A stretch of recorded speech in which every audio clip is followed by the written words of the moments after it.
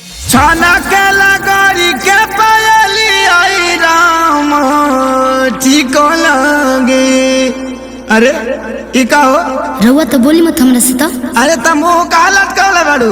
रउआ बात मत करी हमरा से, कोनो मतलब बा हमरा से। रउआ तो अपने धुन में रहे के बा हमरा। अरे बतिया का भल में बताइबे कि बेलमुंड बिगड़बे हमार ना मनबे। बताओ का भइल बा।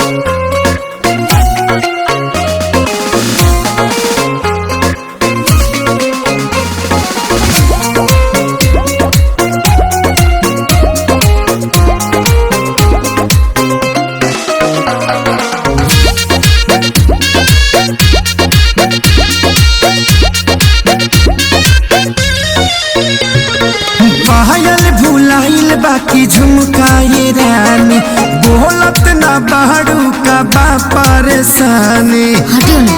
अरे बोला का बात बा।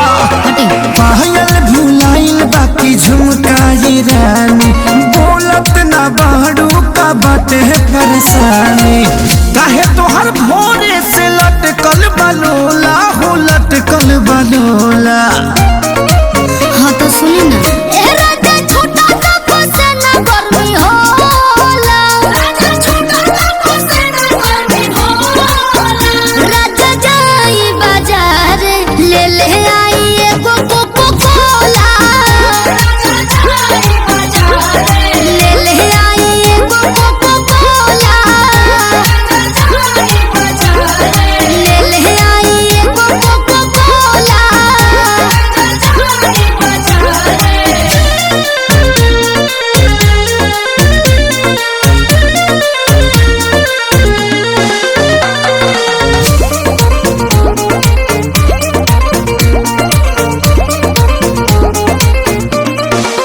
जवन जवन कहाँ बुलइबो सजनिया लहई पीला ग्लूकोच वाला पनिया।